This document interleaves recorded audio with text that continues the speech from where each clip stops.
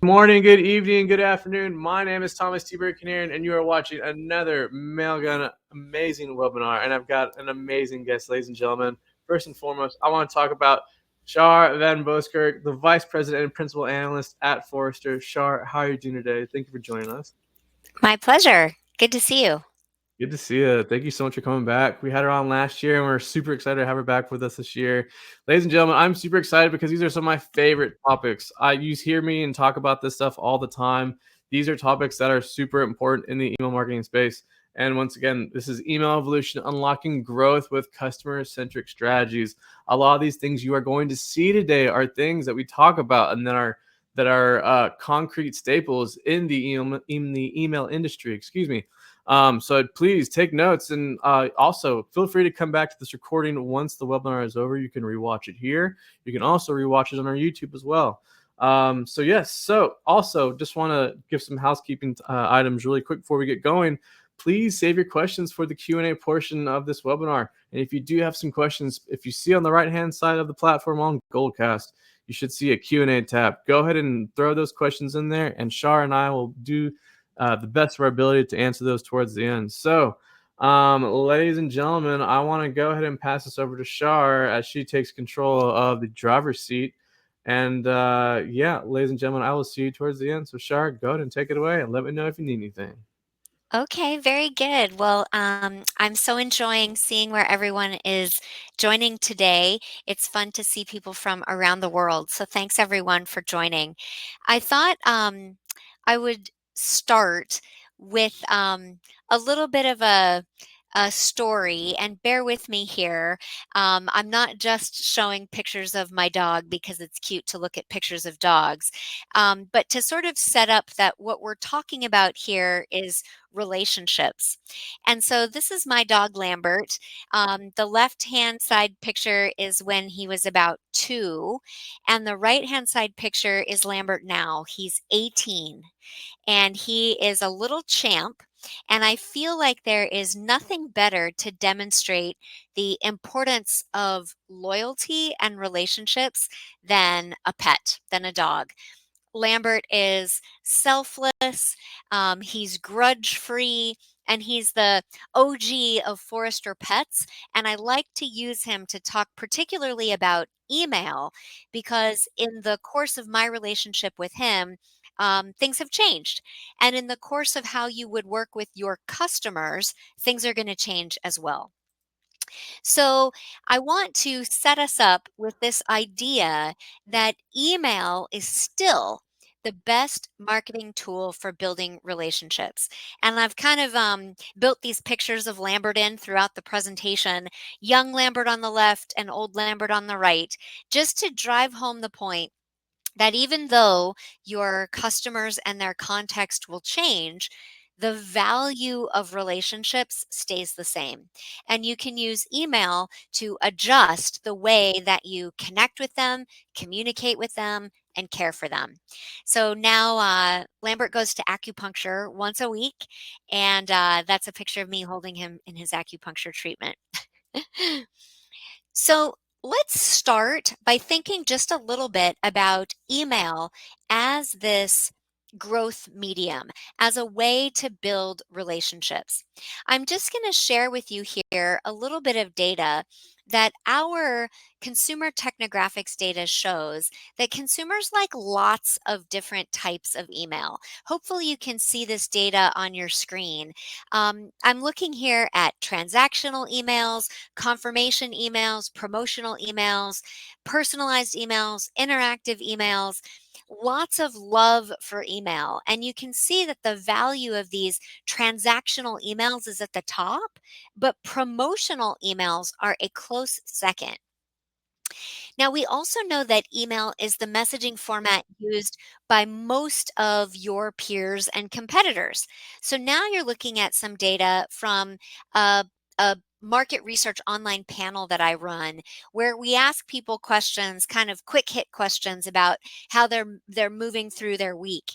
And we ask them some questions about email marketing, and the way that they find they get communicated to. So this is consumers telling us that most of the promotional messages that they get are in email. So your colleagues, your peers, your competitors are sending email more than any other marketing tool. Now, I want to move from sort of setting the stage to email as a powerful way to connect and build relationships to look just a little bit at how the method, the medium of email works and holds an emotional place in users' minds. So, I have found from this same market research online community that email holds such a prized place in people's hearts because it provides a trusted utility. You can use email for so many things. It goes anywhere. You can carry it in your pocketbook, in your pocket, put it in your bedroom under your pillow, look at it when you're at work. And it also supports autonomy. It is a medium, an advertising medium through which we as end recipients have control. So, I want to give a little color behind my summary there. I mentioned that market research online community. These are quotations directly from the folks that we included in that study. And just look at the passion here expressed in these quotations. Email is the most convenient way to receive and organize communications. I create folders for bills and receipts. I can't think of a situation where I would stop using email. I would only give up email if I could no longer afford my internet connection. Or how about I personally love to receive coupons or information? It's not anything too serious and it makes me happy even if I'm not planning on shopping at the time.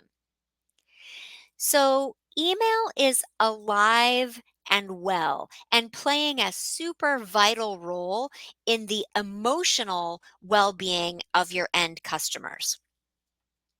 Now, I will also say that that positive passion has a negative side as well.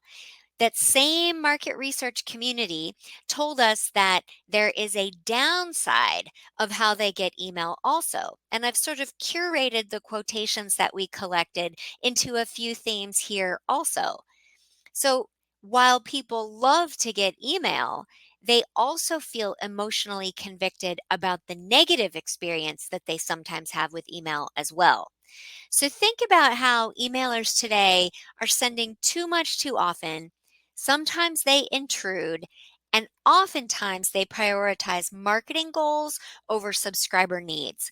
And let's just pull a few of these quotations out to get some of the emotive potential of the language in what people are saying. I do not like being bombarded with endless emails, even if I otherwise like the company. 99% of emails are junk. These senders ask if you want to unsubscribe when you haven't even subscribed. Most emails are intrusive.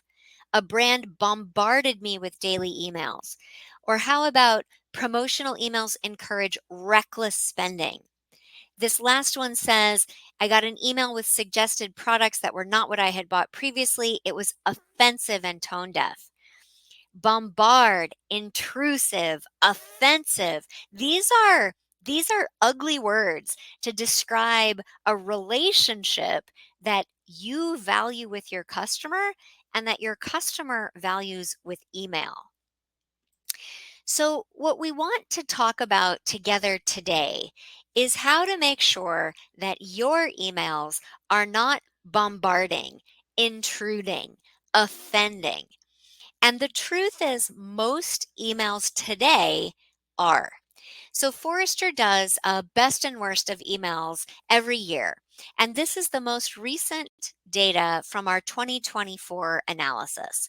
And without sort of getting you into the nitty gritty of all of the ways that we're tabulating scores, I'll just say, and I'm going to share with you our review in a moment. I'll just say that our review methodology, it has a chance of getting a positive 1 on 16 different criteria.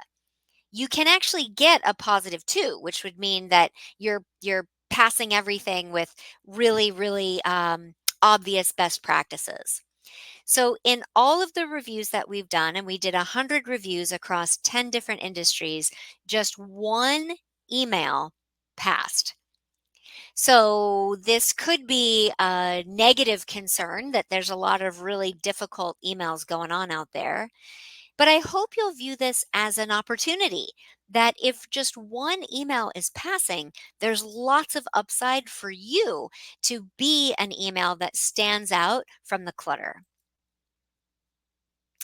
This data is a picture representation of all of the different emails we reviewed in each of the industries that we analyzed.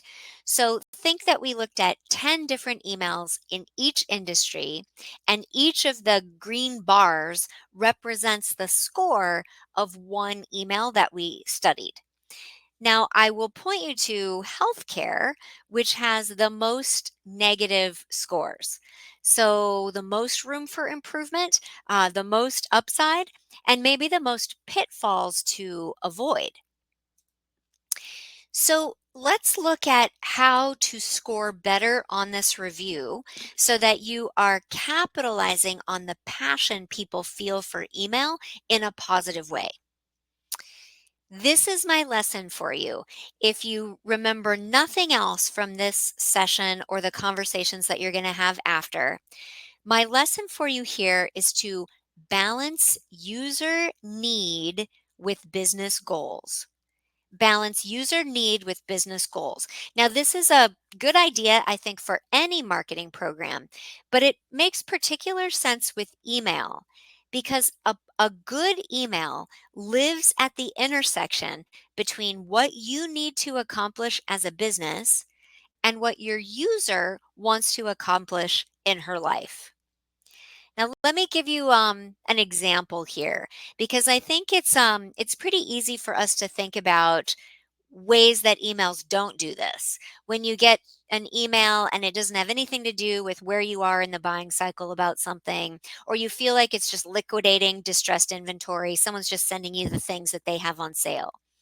So, an example of an email that sort of manages this delicate balance really well would be a recipe. So, Kraft Foods, Hershey's, Pernod Ricard, Sam Adams, they do recipe emails that are sending out at some periodic cadence a recipe to encourage purchase while also solving a user need. So Kraft, for example, has a daily recipe that goes out at the end of the day, about 4:30 in the afternoon every day. It includes a downloadable shopping list and a recipe for, you guessed it, what to make for dinner for your family that night. Now, the business goal is sell more Kraft foods and sell more regularly.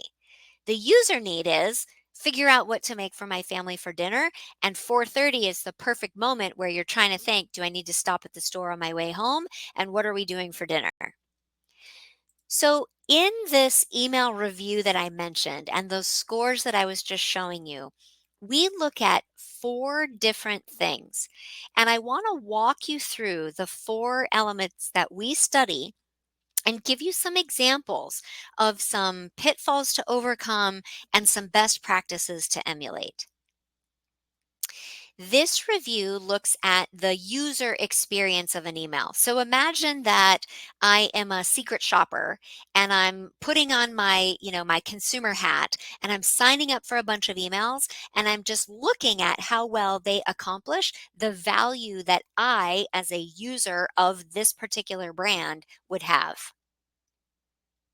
Okay, so the first thing we look at is the email subscription process. This is about how easily users can join the email program. Forrester finds that the number one place users register for email is on your website. So, if you don't have an intuitive registration on your website, you want to, because that's the place where people are in the mindset of signing up for other kinds of online communications and online content. So, a best practice for our review is to collect email registration directly on the homepage. So I've included here two best practices. A good practice is inviting registration on the homepage. Hey, here's a way to click to a registration page. Even better is if you collect the address directly on the homepage. Any thoughts for why? Because anytime you can shorten the distance between offer and completion of offer, it's good.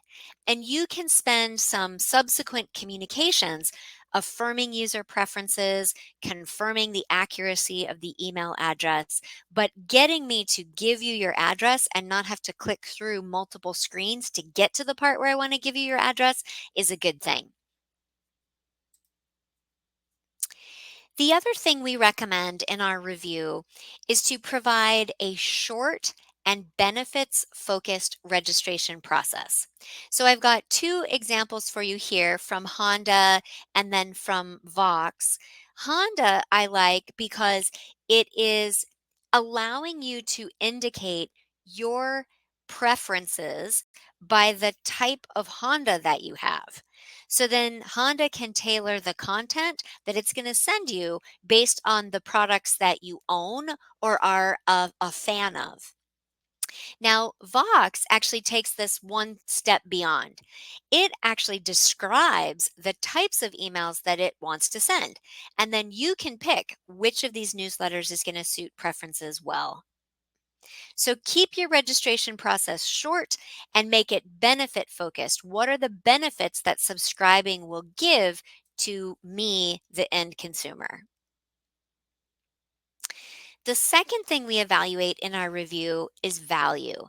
And this is the most subjective part of our review, but I try to parse it into very measurable, objective ways of deciding if your message is providing value. So, is the email delivering against user needs? The first thing we look at is if the content is essential, meaning does it clearly communicate the value that was presented at registration? And does it have some action oriented language and ability to take action? So you see from this email, this is an email that I got after I had been traveling in APAC. And you can probably understand from a database marketing perspective how the wires could have crossed and I could have started getting messages that were not in English. But the point here is not do we empathize with the sender? The point is, does this email deliver essential content? If your message is not delivering essential content, the content that I need to fit the expectation set at registration and fit the invitation in the original subject line, then the message does not deliver value. I mentioned this email when we were first talking about that balancing business goal and user needs. This is a terrific example of that craft recipe that I was talking about.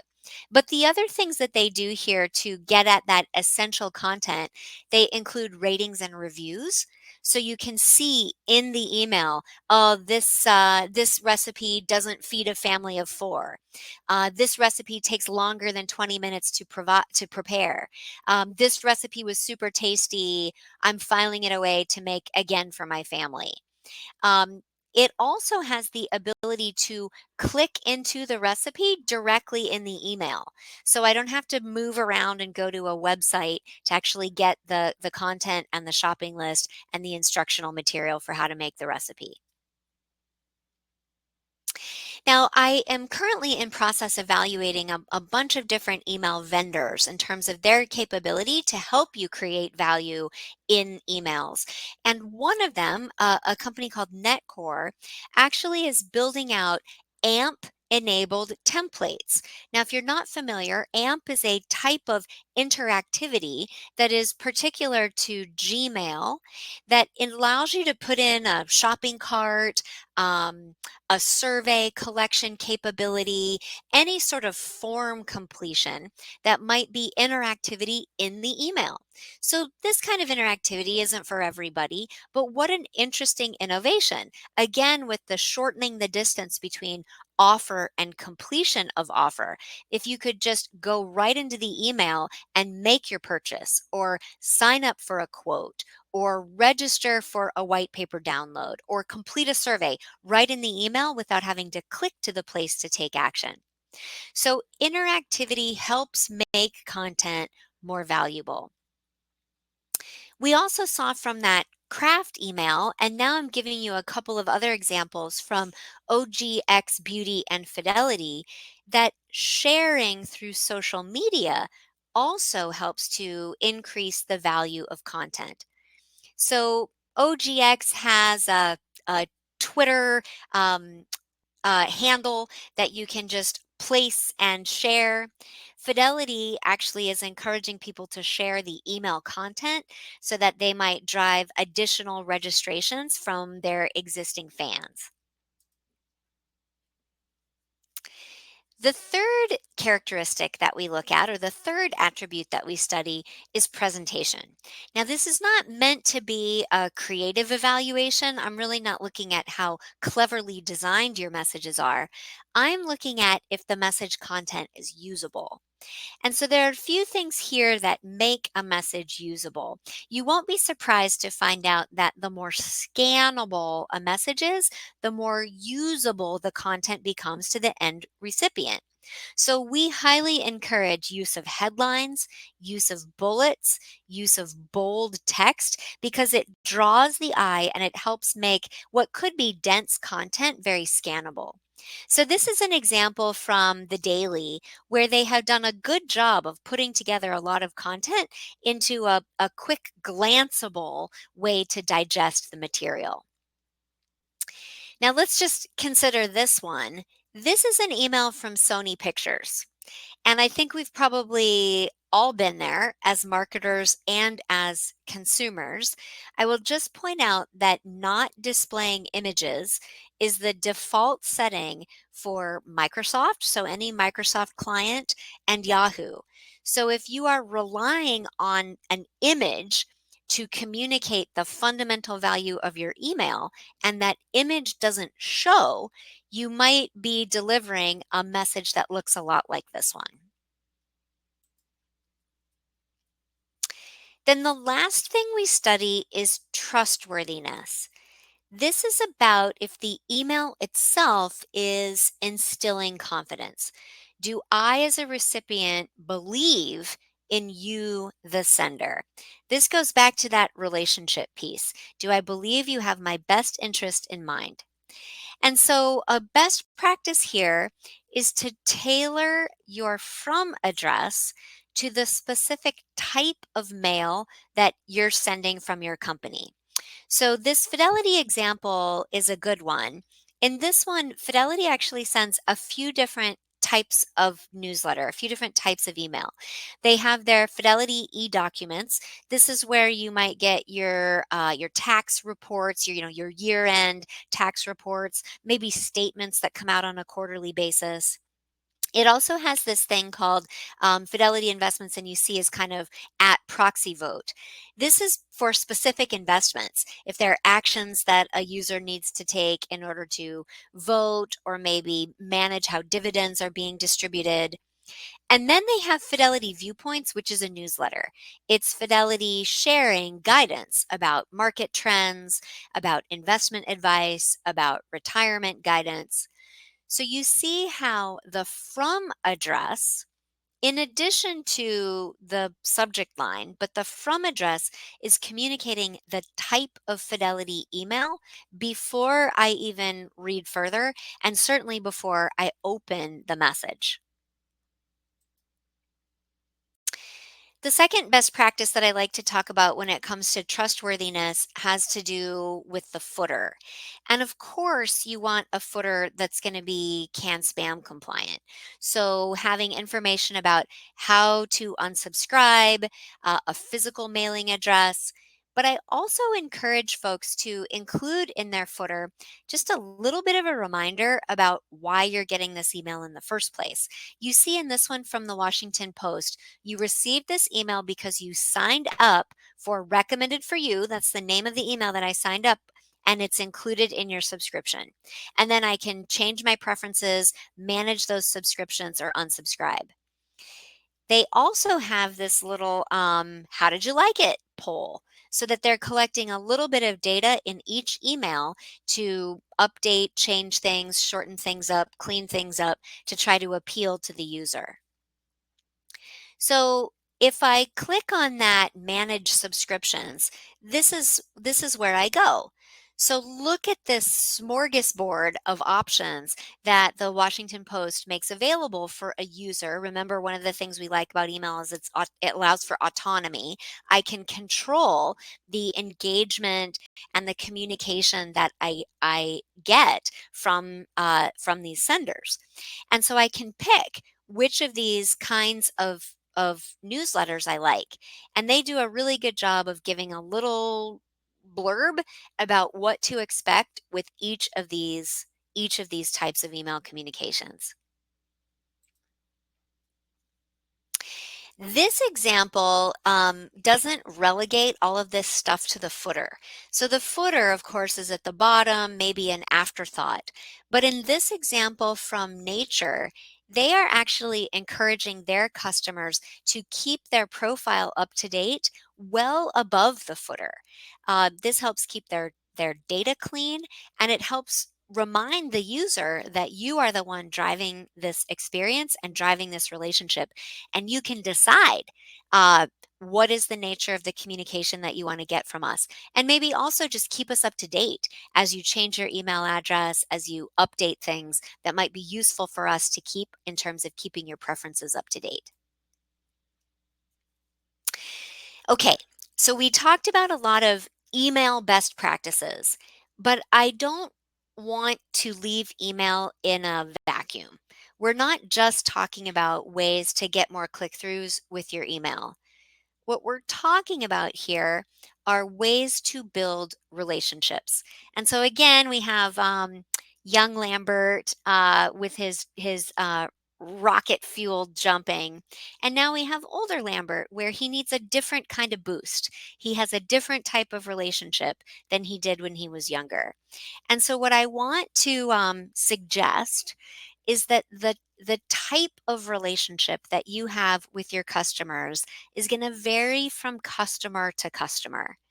And email can be a terrific way to understand the context and the needs of your customer in order to connect with them on their terms. So, if you've not heard Forrester's story around customer obsession, let me touch on it briefly. We find that businesses that put the customer at the center of their leadership, strategy, and operations actually grow almost 2 times faster than companies that don't. Now, that idea of customer obsession isn't just about customer experience, although it's a good idea to do things like remove the friction from an email relationship that you have with your customer, or a website, or a call center. That's a great idea. What I want to talk about is what happens when you put the customer at the center of everything your business does.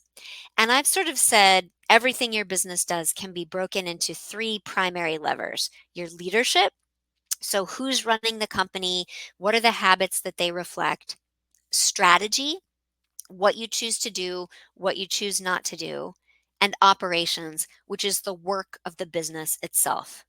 And customer obsession puts the customer at the center of all of those levers. When you do that, when you have the customer at the center of all those pieces, you are a business that is customer led, insights driven, fast, and connected. So here's just a little bit of the why bother with customer obsession that I mentioned. We've got companies that are almost 2x more higher revenue growth, but that growth comes very profitably, and it helps to create more sustainable employee relationships as well. But here's why I'm mentioning this in the context of email. Just 3% of businesses today are customer obsessed. So it seems like such a good idea. It can tend towards revenue growth, profitability, employee engagement, customer satisfaction. And yet it is also really, really hard to do. Hard to put the customer at the center of everything. So I want to suggest that email can give you a way to overcome some of the things that might interfere with your company focus on creating better customer relationships. So some of these attitudes might feel familiar. That customer obsession or focusing on the customer is hard because we just can't agree on who our customer is. Because we can't make time for new priorities and still get our work done. Because we can't tie customer obsession to business results. Because our executives support customer obsession in theory, but they're not changing the work to accommodate. And so then maybe this sort of rolls into this one, which is that people, us, we just don't like to change. So I think email, because it's not something that you have to think differently about using, because it's something that's tried and true in your toolkit, because you have many years of practicing, I think email can give you a comfortable, maybe that's not the right word, a productive way to begin moving toward customer obsession. And it is that because it's so well ingrained already in your marketer toolkit. It's inexpensive. So trialing things can be done without a lot of cost. It's intimate. We talked about how you can take it anywhere. You can adjust things easily with some tests, and it's very addressable. You're sending it to an individual, not to a segment, not to a cohort. So I like this idea of using email to help you become more customer focused in ways outside of email as well. So, a few ideas for you here as we kind of get to the end of our conversation. I think that if you look at email and remember to flex the inflexible. Maybe you have looked at your program for years now and you feel like you've never thought about changing certain things: the footer, the format, the template, the day you send, maybe whom you talk to internally about content or the products that you're pitching. If you think about all the inflexible things that you thought you could never touch, and maybe what of those can you flex, you might innovate with your email program. I'm also going to encourage you to connect with empathy. Think about that passion that people shared in my market research community, that they would only stop using email if they couldn't afford their internet access, and then that they sometimes feel bombarded even from brands that they trust. So, what is the empathetic way to build a relationship, not the mechanical way to build an email? Then I'm going to encourage you to innovate with AI. Obviously, we are at the brink of some exceptional new technology. And this idea of AI should not replace good, solid, empathetic human reasoning, but it might be able to help you scale some of that so that you can produce more content, more variations of content. Maybe you start using AI to help you develop a brief, which then you refine based on getting a good starting point. Just innovate with it, trial it, play around, and see where it can maybe offload some of the things that you just haven't been able to keep up with. And then I want to encourage you to be thoughtfully bold. Um, I have studied this concept of boldness as a business strategy as well. And I will say that boldness does not necessarily equate to success. You can think of people in your lives who are bold that are maybe not the easiest people to be around. And so that's why I'm saying be thoughtfully bold. The idea of taking a chance, of being firm in the experiments that you want to try, being researched about ways to innovate. That's what I want to encourage you to do here. That just kind of continuing with the status quo of how you've been running email programs for the last 15 years um, is less interesting for the chapter that we need to move into as we go forward. So I have just a few examples here, maybe from some unexpected places. This is from BART, the Bay Area Rapid Transit out in San Francisco Bay. And I actually found this just super refreshing for a municipality email. They use nostalgia and storytelling to create empathy.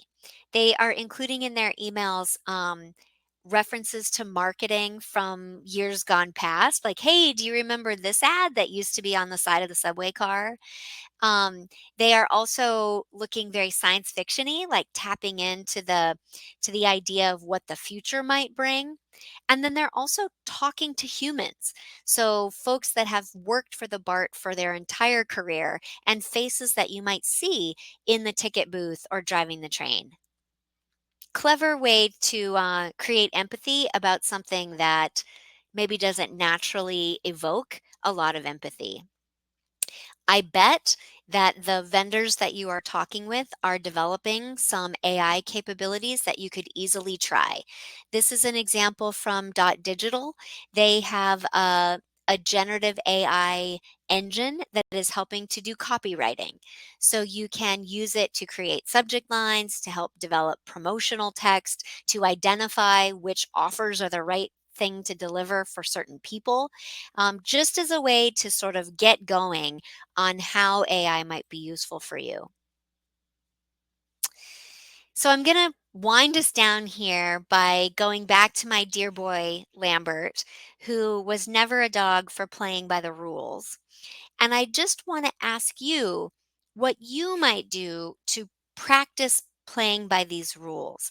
What I hope I've done is given you enough structure that you can think about best practices, ways to look for things that might be tripping you up, but also ways to stretch beyond the rules so that you are thinking boldly, you are trialing new things, you are striving for empathy, and you are building relationships above all. With that, I'm going to close us off. I think we've got about 15 minutes for some questions, and I'll read through some of the comments that have been coming in as we were talking. But thanks so much, everyone, for your time, and look forward to the dialogue. Awesome. Love it, Shar. And also, everyone, make sure you give a hand to Lambert because I love seeing every single photo that we have of him on here. And who dares say no dogs on the beach for Lambert? Come on, let Lambert have fun. That's right. They've never met Lambert, clearly. Whoa, whoa, whoa, whoa. This is Lambert's beach. Awesome. I'm sorry. Well, ladies and gentlemen, yeah, we're gonna go ahead and open this up to Q&A. Gonna go ahead and remind you, please throw those questions in the Q&A in the Q&A tab. Also noticed some comments earlier that some people were having some connectivity issues and stuff like that. If you can, give the page a refresh and see if you can come back. If not, like I said earlier, this webinar will be available to rewatch actually once we wrap up here. So feel free to give us a rewatch here in the meantime. Okay, let's see here. Let's take a look at some questions, shall we? And ladies and gentlemen, please upvote the ones that are more pertinent to the topic, so we can kind of stay on track here. So let's see here. All right, let's check out what we've got upvoted. Okay, let's see here. First and foremost, someone wanted to know, yes, these email tactics are great. Can we get them in a list form? Let me see here. Oops, I'm on the wrong side. Yes, Alvaro, if you can come back to this area, let me pop this up so everyone can see. Wrong question. Where did he go? Alvaro, there you go. Yes. So yeah, can you get them in the list form? Yes. All you gotta do is just come back here, take a look and rewatch. Also, I wanted to share with everyone for our viewers, if you want to look at the study from Forrester that they did with us, I'm actually going to drop that in the chat. Let me drop that in here for everybody. And I'll go ahead and pin this so everyone can like follow along with it. So yes, please take a look at that. It's been an honor to work with Forrester on this stuff. So it's always great to look at some of these amazing pillars. Shar, did you want to comment on some of this stuff that you were able to do in these findings? Yeah, so I was just reading through some of the questions as well. So there's a couple of maybe more tactical ones, like how do you use interactivity if you can't use AMP? Interactivity.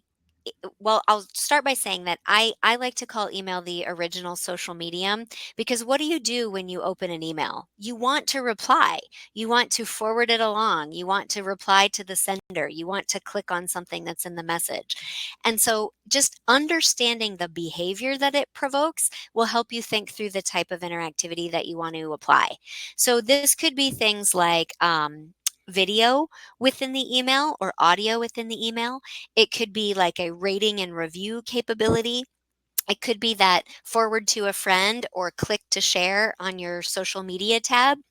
And I usually give folks the advice that um, I don't want you to use interactivity as a substitute for relevance. So, this is not about just creating a singing and dancing email. This is about using interactivity to promote the relevance of the message, to enable the relevance of the message. So, that craft example that I mentioned is a great one for ratings and reviews because it makes the recipe more usable, which creates additional value for the user. Um, Beachbody, if you guys know that company, they do fitness videos and streaming content. They have emails that have social content in it, a chance for people to share their experience. Like I did this workout, and here were the steps I didn't like, or here's how it helped me, reach my goal for the week. So it's that sort of thing that you're looking to try to create engagement around, and then use interactive content to facilitate the engagement. And that all works without AMP. I love Ant for email. I think it's one of the coolest things out there. My favorite use so far, any American Target shoppers, I believe Target is actually utilizing Ant for email. I've seen it a few times, I believe, and it's just nice to be able to, throw something in your cart really quick with an email. I like that. It's nice and easy. Shar, while we're still talking about that subject, I feel like so some of that stuff, like the craft example and things like that, a little bit more B2C. What about B2B? How could yeah, go ahead. Yeah, so I like that this question came up because it is true that most of the time consumer-based emails are better. Um, and there's lots of reasons why. I think one major reason is because it's a click and buy type purchase. So the transaction is more direct and the place to complete the transaction is more direct. I'm buying a handbag. I'm the only person making the decision and I'm buying it on your website.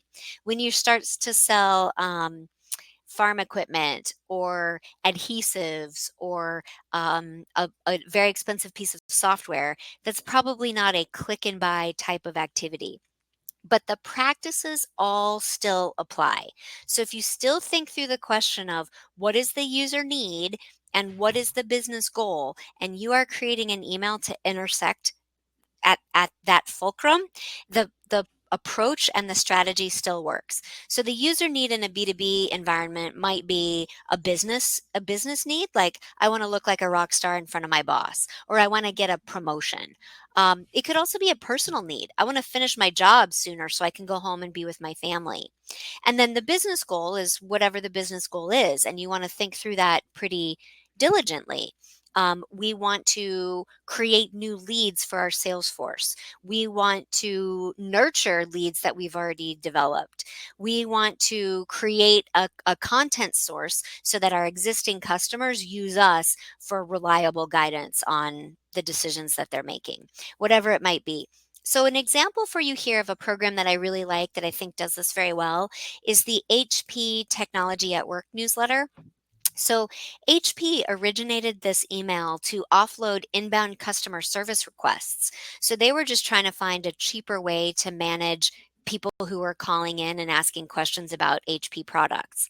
And it turned into something so effective because of the information that they were putting out to the end subscribers that now they actually sell real estate in their newsletter to product teams around HP. Like it's so good that they have product teams bidding on real estate to try to get their product featured in the newsletter. So, a couple things HP does. First of all, they have a great registration process, very benefit focused, like we talked about. At the registration process, you indicate your job, like the role that you play, how long you've been in that job, and then the preferences that you have in terms of content associated with which HP products.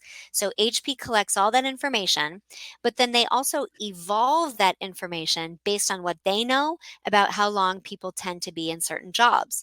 So you're not forever in, the level 2 tech level 1. You're hopefully going to get promoted after a certain amount of time and move into a systems manager type of role. And so then they adjust the content that they send based on what you're doing, the behavior that they're watching, and based on what they infer from what they know about how people move through their careers. So take a look at that email. It's a good illustration of the best practices that we've been talking about here, specific to a B2B and a very specific B2B equipment buying process. Love it. Love it. Okay. Perfect. Okay. Let's see here. I like this one. This one came from Melissa. She wanted to know, can you provide examples of companies that are customer obsessed? Yes. So I just was thinking about this for another another research effort that I was working on before jumping on this conversation with all of you. Couple of examples. Best Buy is a really good example, and I'll tell you why. So Best Buy, and maybe you know some of their story. They have been working for the last several years to reinvent their business, sort of the way that people think about technology and electronics, and even the way that we go into stores has changed. And so they've pivoted their entire store footprint to move past the way we used to buy TVs and into the way that we have experiences of technology today. All of that was guided with these ideas of being customer led, insights driven, fast, and connected. So, a couple of specific things from that strategy. First of all, they changed the store layout and the store footprint. So, it's much more Apple Store like, if you will, like having an experience in the store rather than just, going in and sorting stuff on the shelf. The other thing they did is they created a clienteling capability for their sales associates to use. So when you go in and you want to understand how the smart refrigerator works, they have all the information that they need at their fingertips to demonstrate that technology, not just tell you about it. And then the other thing they did is they rebuilt their loyalty program. So now Best Buy also offers a subscription based loyalty program where you pay a fee to have tiers of experiences in the loyalty program. And all of this has been super effective for them. They have increased the tenure of their sales associates and their store managers. They have doubled the revenue from their loyalty based customers, and they are out competing other big box retailers who sell the same sorts of products. So I would say take a look at Best Buy and think a little bit about them. On the financial services side, Prudential is a really good example. They developed customer obsession more from an internal cultural change perspective. Like, how do we change the way that we all think and work and the values that we have? And how will that reflect in the customer relationships that we're building? Bank of Hawaii would be another good example. They are very hands on, neighborly for the community that they have, very focused on knowing outside of just the CRM system who is banking in their branches, where they live, sort of the physical digital connection of knowing a person, knowing their home, being involved in their neighborhood, and also recognizing their digital footprint. Those would be some good examples. Probably these are companies that you know and can acknowledge because it's a very few, the concentration is very, very slight. I mentioned just 3% of global enterprises are really putting the customer at the center of their entire business operation.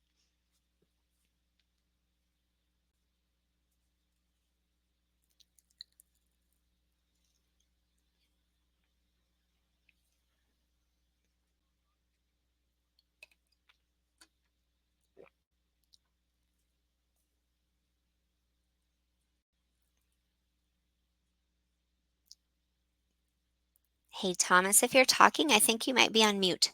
We see the new question. Ah, yes. Sorry. Yes, my bad.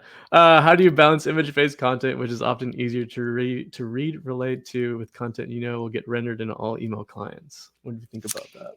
Yeah, so this is my take here. I'm going to give you a similar answer to what I said about interactivity, which is images should enhance the relevance of the content, not be a substitute for the relevance of the content.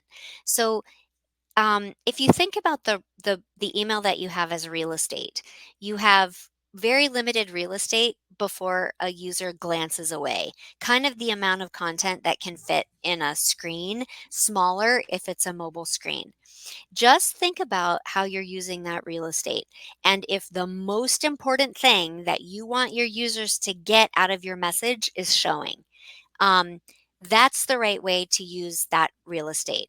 So it might be an image. If it's something super provocative, it's going to really appeal to the the customer that you're going after, pictures of puppies, for example.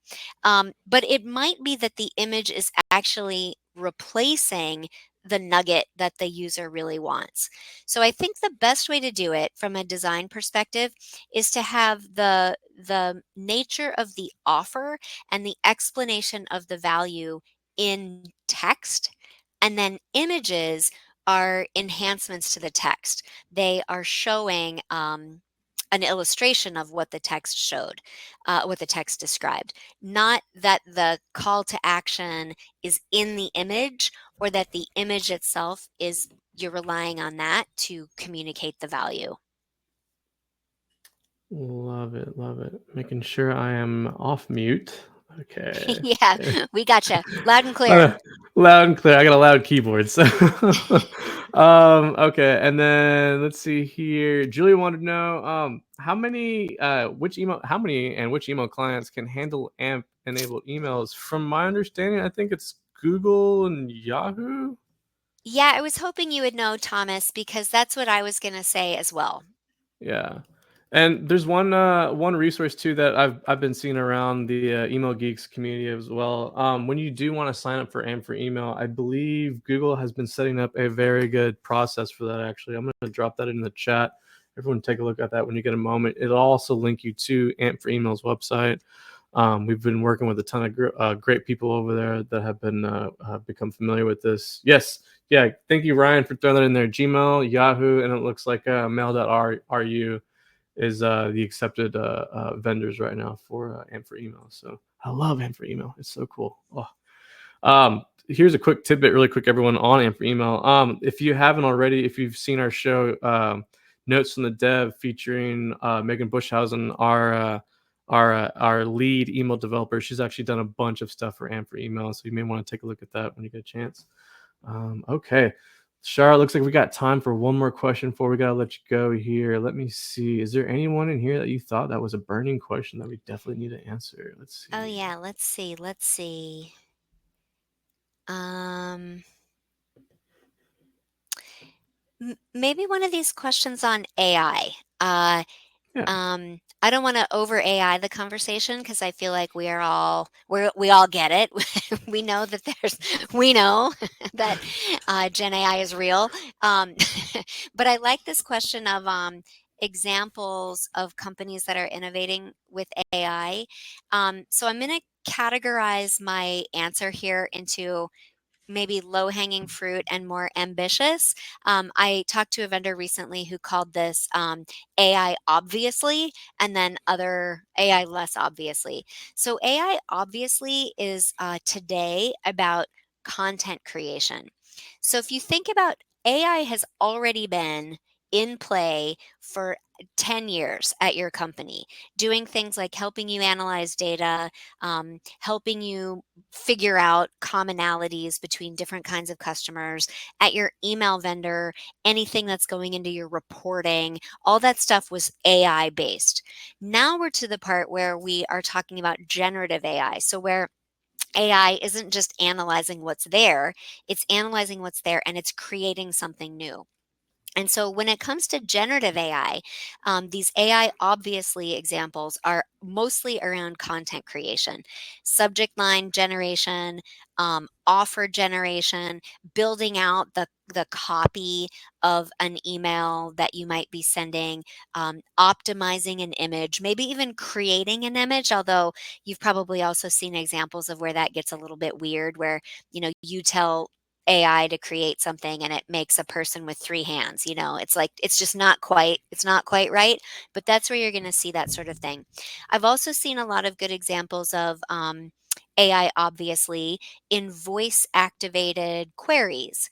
So several vendors, I'll mention, Zeta Global here, Bloomreach has voice activated capability where you could say, um, show me a segment of women who live in the Northeast who have this education level and have bought these handbags in the past.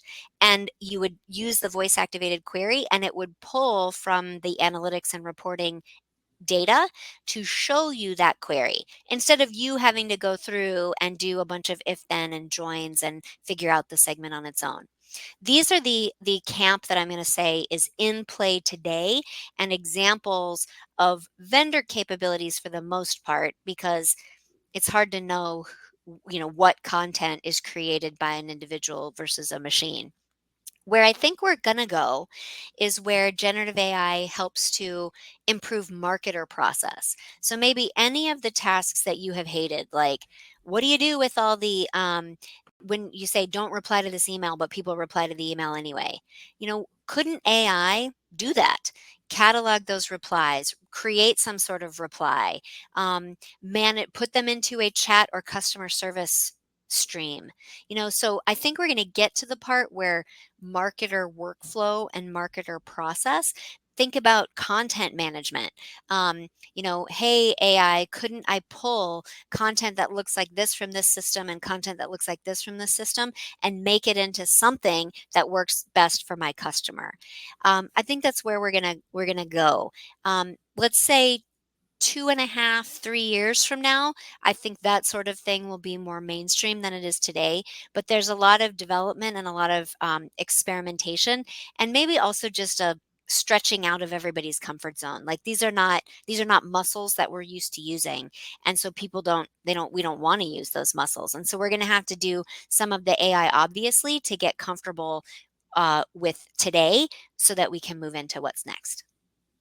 100% agree. And yeah, and you know what I would like to see AI and I'd like to see it in the list segmentation realm of helping us like try and find contacts and recipients that we're obviously not communicating with anymore and stuff like that, and helping us kind of keep all that organized, especially for the email marketer, because I know that would be massively beneficial for all. So awesome. Shar, first and foremost, I want to thank you so much for taking time out of your day to provide us all this knowledge and working with us and Forrester as well, to find all these amazing points. And anywhere we can follow along with you on stuff that you're doing and in future research. Yeah, well, I will keep you guys aware. I'm finishing up this vendor analysis, which is always super useful. I've got 12 vendors that I'm studying their practices, their pitfalls, making some recommendations, ranking them. So I'll keep in touch with you, Thomas, and let you know when I've got that research done. Love it, love it. Always happy to promote some good stuff. Always happy to. Well, ladies and gentlemen, thank you so much for stopping by and give us a round of applause for Shar for being here with us. And make sure you check out some of the blog posts that we were talking about. I've got them pinned in the chat. Make sure you take a gander at those when you get a moment. Feel free to come back to this page, rewatch the replay of the webinar. It's also going to be on our YouTube page as well, so keep an eye out for that. Also, if you've been an attendee of Email Camp, it's coming up September 24th and 26th. It's coming. Keep an eye out on our social pages and all that fun stuff. Yours truly is hosting again, and we're gonna have 3 days of email deliverability, email development, and omni-channel communication. So we hope to see you there. Shar, thanks again for being here, and hope everyone has a great rest of your week. Bye, guys. Thank you. Take care.